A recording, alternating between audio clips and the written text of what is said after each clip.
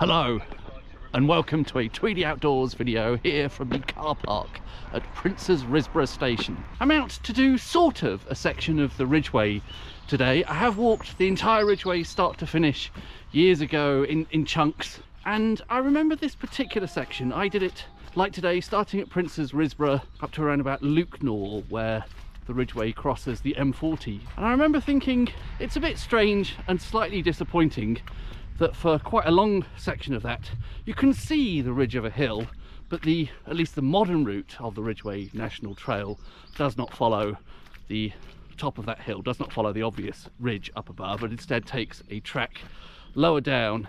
I wondered if I could actually get up on that hilltop today and see if I could retrace anything of what the original route, in my naive understanding of the Ridgeway, might have been. To aid in that endeavour, I brought along The Green Roads of England by R. Hipsley Cox, which is a book that I believe was first published all the way back in 1914. The Chiltern Hills are no longer open downs, but closely cultivated, and it is now difficult to say if the Ridgeway once ran over the higher ground. The ridges stretch northeast to southwest, so that a road along the hilltops must have crossed many little valleys, and the situation of the Icknield Way on the watershed would always have offered the more convenient route, for here the highest land does not form the dividing line between the rivers. So it may well be that that is actually the authentic route of the Ridgeway there. But I'm out here now and I might as well enjoy the walk. I'm going to walk over to Beacon Hill, which is the bit that overlooks the M40. Won't that be nice? See if I do get any sense that there might have been at least an occasional alternative route of the Ridgeway higher up on the hilltops. Of course, this being a Tweedy Outdoors video, I'll also be doing a bit of outdoor cooking. I'm going to be cooking some Sag Paneer, and also, of course, I brought along some wine. Entering the village of Bledlow now. Quite a pretty church here in Bledlow, and I would say snowdrops are definitely the order of the day. A nice looking pub. I'm afraid I automatically went into Tweedy Pubs mode. That corner, I'll put a link to the Tweedy Pubs video I just made of that little gem of a Buckinghamshire Chilterns hostelry. But I am now going to get on with the walk. A signpost full of temptation. I think my plan is to head up here, the one on the sign back there that says the bridle way to the Ridgeway West. Quite a nice track actually. The seashell there, it's a bit weird.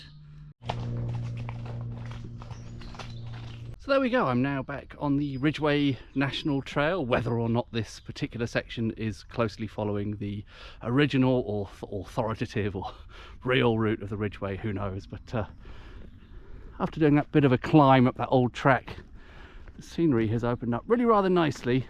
I don't know if you can see that behind me, but rather impressively the Royal Mail van comes along here. Nice section of track though, sort of up on the hillside here. A tree stump that, with the addition of the face on it, happens to look a bit like a sloth. It says Sid the Sloth down there. The scenery here seems to be largely dictated by these beech trees, quite often associated with ancient sites.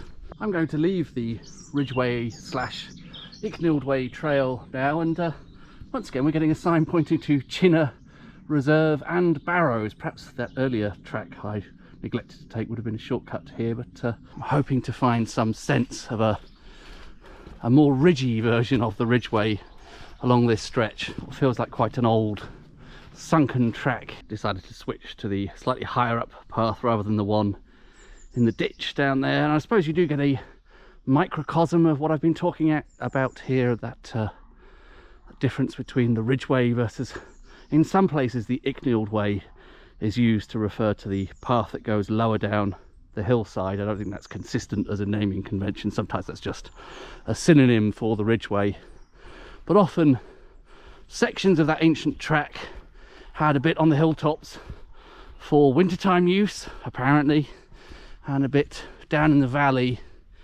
for summertime use. And you get a sort of little model diorama version of it here in a way. Probably too tiny to see, but is that something running along the Princes Risborough and Chinnor Railway down there? Some sort of quirky little heritage train? Aha! Here apparently are some barrows. Is that those couple of lumps just over the fence there? I think there's a gate up here. Let's go and take a closer look. So these are Chinnor barrows, sometimes referred to as Chinnor Hill barrows. They are a pair of bowl barrows. I'm guessing that dates them to the Bronze Age. But the megalithic website, megalithic.co.uk, says that they also have secondary Anglo-Saxon era inhumation. Certainly command a rather impressive view of the surrounding landscape. Their location here is possibly a clue to the fact that the Ridgeway may have taken a higher course, or at least an optional version of the Ridgeway at this point. May have followed something like the path that I was walking along just now, because you often find barrows and other monuments of antiquity like that lining the route of these ancient tracks. I hope you'll agree that's a pretty nicely placed bench. There were a couple of people here just now, and it's obviously a very scenic spot. I'm sure other people will come past, but I'm quite tempted to just do my cooking there.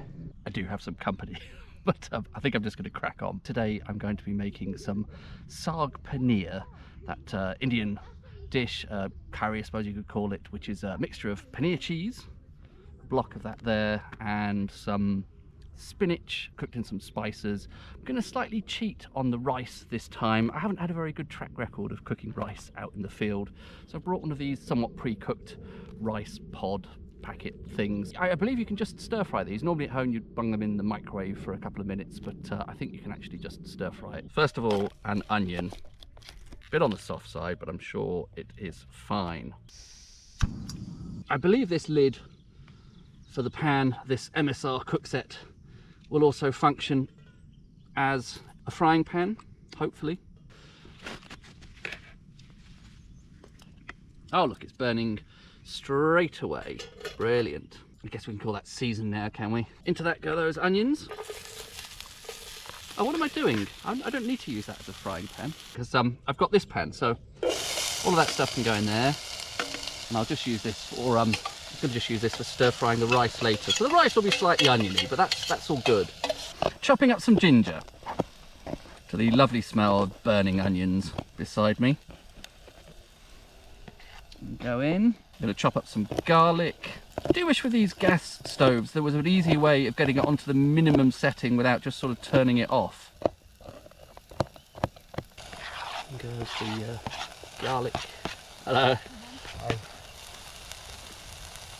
Spice mixture can probably go in now as well.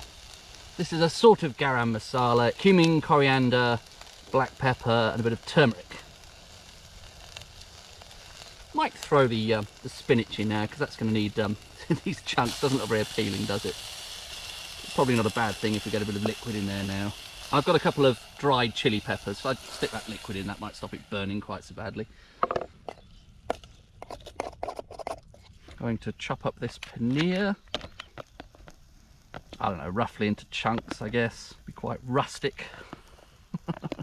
In that goes into the pan. Just one last ingredient is a bit of this good old tomato stock that seems to be a bit frozen. Just give that a little bit of a stir fry. I'm going to attempt to coat that paneer in those spices and probably the burnt bits from the bottom of the pan. A couple of dogs came by, so I thought it might be prudent at that point to lift this up off the floor, now that I don't need quite so much space on the bench here for all of my ingredient preparation. It's actually starting to look okay now. Isn't this great? Here I am next to the Chinnor barrows, cooking some Sag Paneer. Time for a bit of water in there, I think. I do like this large water bottle, but it's a bit unwieldy sometimes. Probably do. It can have a good simmer away. My head was off the top of the screen, wasn't it? Have a good simmer away, and all those flavours can meld together, or whatever it is chefy type people would say. While that Sag Paneer is simmering away, brought along some wine today. This is a slightly different village. It is not Gevrey Chambertin. Getting some spluttering sounds again. Do be quiet. Trying to do a piece to camera here. Not Gevrey Chambertin, this is Fixin, I think it's pronounced. It looks like Fixin, and it is the village next door to Gevrey Chambertin. Pretty happy with the state of that Sag Paneer so far. The bit that I always seem to have trouble with in the outdoors is rice. Hopefully today I've got this sort of cheaty version. It's going to be a bit more straightforward. And then apparently you just stir fry it for a couple of minutes. Yeah, not hugely convinced yet, but apparently all we need to do is stir fry it a bit. Do you believe that? It feels very, very solid. I'm not convinced, if I'm honest, because it's just so solid. More like a bunch of little rice cakes. Really not convinced. I'm going to put a bit of water in that. I know that's not in the instructions, but I think that will give it a better fighting chance of actually cooking without just sticking to the bottom. Well, at least there's some sizzling going on there. That's sort of reassuring. Just giving the Sag Paneer one last heat through now. There we have it, the finished dish. Sag Paneer, rice after a fashion, Fixin, I think it's called, the neighbour of Gevrey Chambertin, Burgundy, completely incongruous wine pairing. Shall we do the usual taste test? Delicately spiced, didn't want to go overboard, but pretty nice. I might normally thicken that at home with a bit of flour, but oh well. Sauce is a bit runny, but it's fine. Pretty good flavour. The rice is sort of cooked in the end. Still not convinced I've got the technique right for that easy cooked rice, whatever you call it, but that is absorbing the flavours from the Sag Paneer nicely. I'm pretty happy with that. What a wonderful location to be sitting and enjoying it. I'll spin you around so you can see the view that I'm seeing. Isn't that lovely? Cheers.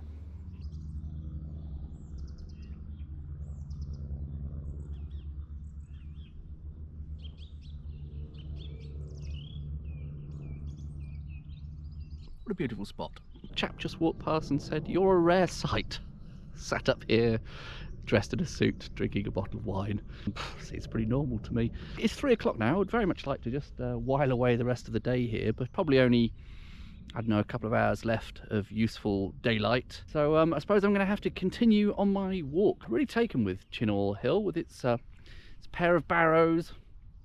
These were obviously two chieftains of some importance to have been interred in this spectacular spot with this, sorry, dizzying camera work probably, with this magnificent view. Hashtag leave no trace. I haven't really given much thought to how I get to Beacon Hill exactly from Chinnor Hill. There isn't one easy straight path, and it looks like there might have to be a lot of walking along the road. Somehow in my mind's eye this is the line that this takes on the map is sort of roughly how I think a hilltop Ridgeway route along this section would go. Nice bit of woodland actually. Alas, this bit is not open access land, so I am going to have to stick to the path, but nice. There's more beach, you know, here and there alongside this route. There are these odd bits of lumps and bumps that look like they could be some kind of earthworks. Find these arrows cute, this bit of woodland. I'm not sure if they're just there because the landowner doesn't want people straying off the path into the woods, or I've also noticed there's some sort of outward bound centre or something back there, some kind of scout group, and I've seen a few adolescents in high-vis vests grumpily trudging along with maps in hand, so I don't know if that's perhaps there to help guide the young folk. Somebody has lost their glasses. There is a junction of tracks here, and if I were to carry on in a straight line, unfortunately I would have to go down that private, no public right-of-way track.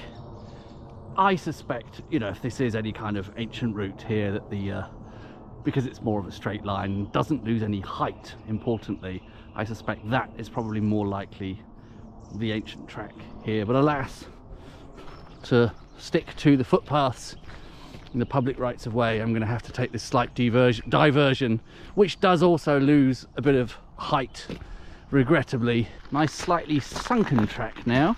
Well, this section of woodland walk has been very pleasant, but I do have a difficult bit coming up. I don't know if you can see from the map, this path peters out where it meets a road, and then I'm guessing I'm going to somehow have to get across or along a little bit of the A40 before I can get to the open access land, which is sort of where Beacon Hill starts. Back onto some road now, and I think looking at the map, this is roughly on a straight line with that track back there that I had to divert from because it was private property. This possibly could be a metal road that has been laid over the top of some ancient version of the Ridgeway route. This might be the difficult bit. Coming up to the A40 and looking at that sign over there, there's an entrance to Buckinghamshire, so I assume we're right on the border here and I'm maybe standing in Oxfordshire. That wasn't too bad, very short stretch of the A40 actually. And now over here, sorry, terrible camera work, I'm into some open access land. Can't see any paths marked on the OS map, but of course that's often the case with open access land, but hopefully these forest tracks, woodland tracks, will take me in roughly the right direction.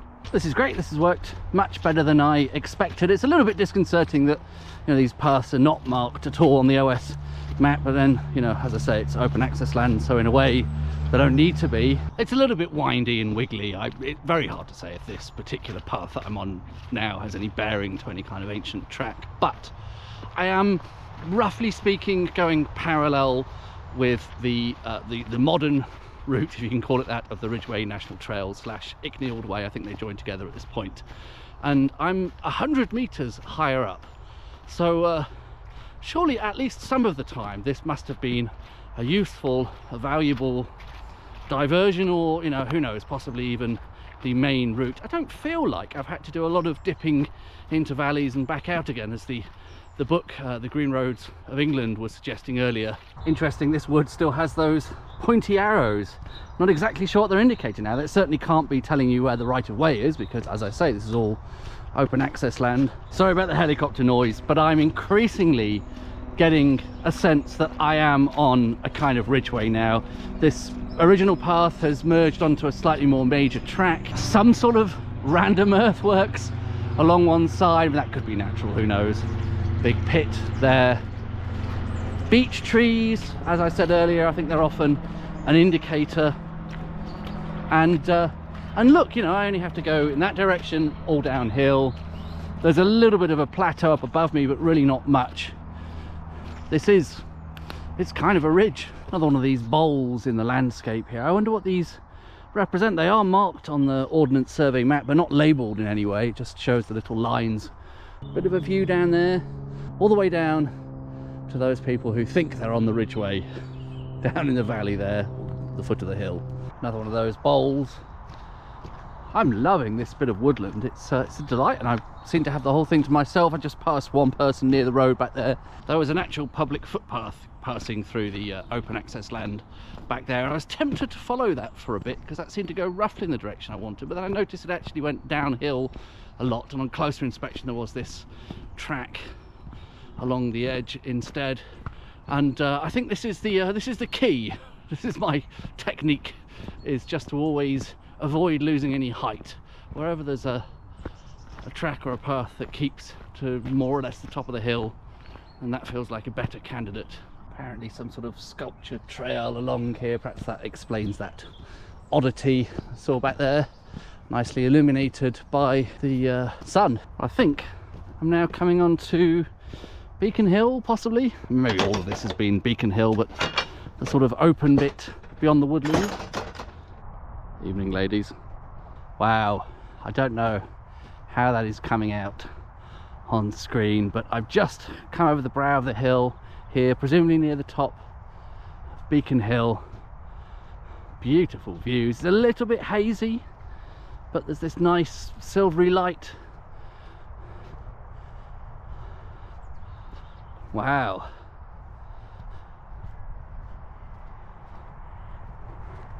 That is rather special. Who would have thought here, standing just up above the M40, would be such a magical spot. Beautiful, especially in this light. I've hit this at such a perfect time. There are some lumps and bumps in the ground. Looks like that could possibly be bowl barrow. Maybe it's a bit misshapen. It could just be something natural. And there is this wonderfully illuminated, almost lone tree that the sun appears to be shining directly at. So I don't know about you, but I think I'm going to sit down there for a bit, have another glass of wine. I am really incredibly pleased with how that walk turned out in the end, but I do get the sense that that could well be some original stretch of the Ridgeway before things very dramatically drop down beyond Beacon Hill here. Of course, there's that cleave that was cut through the chalk so that the M40 could pass through here without having to go up too much of an incline, but it does, off in the distance there, at least for the time being, get quite a lot flatter. I seem to be having another one of those incredibly romantic evenings for one. 5 o'clock. I think the official moment of sunset is still 9 minutes off. Surprisingly not cold today, actually. Slightly wish I brought my camping stuff with me, but alas, not today. What's that? I'm not sure about the sunset per se, the moment of sunset per se, but the sun is just about to disappear behind that band of cloud. I've been focusing all of my focus, great commentary, Tweedy, in that direction where the sun is setting, but there's some interesting bits of pink and fluffy clouds behind me as well, behind this tree. Lovely colours, that little narrow strip that isn't cloudy now. Oh, you probably can't see that. There's a red kite, I assume, soaring over the sunset there. Oh, wow, I can see about 4 of them now. Red kites, they're going to just be dots on the GoPro, but that's absolutely magical. I ought to be getting down to Lewknor, getting the bus back home and all that, but I'm just having such a magical time that I'm very reluctant to leave this magical spot, but I suppose I ought to try and get down the hill while there's at least a little bit of light remaining, and it is starting to get a bit chilly now. Who would have imagined here above the M40? So magical. I suppose from here on, a stumble down the hill in the gloaming. Normally, of course, I despise all signs of modernity when out on one of these walks, but I do think there is some aesthetic appeal to the snaking headlights and tail lights of cars going along a motorway. I don't know if you can see that, perhaps it's too tiny. Once again, being open access land here, none of the paths are marked on the Ordnance Survey map. Sometimes you get little dotted lines, even if they're not green. So not absolutely clear what is the best way down the hill to get to the Oxford Tube coach stop at Lewknor. This looks roughly the right direction. I'm starting to run out of light a bit. Ever so briefly, I'm back on the Ridgeway, the official route of the Ridgeway, which is nice. Towards the end of my walk, and can follow this footpath down here, which I have a feeling I may have even used years ago when I did the Ridgeway originally, because I finished that section at Lewknor. So those arrows again, look, here we go. And I'm now at the road. Somewhere down there is the bus stop. I have made it to that bus stop, the coach stop of the Oxford Tube, whatever it's called. I've had a really fantastic afternoon / evening. I hope some of that was watchable. I'm convinced that there is at least an optional higher route for the Ridgeway at this section between Princes Risborough and where are we, sort of Lewknor, or getting close to Watlington. Thanks for watching. Sorry about the car noise. See you on the next one.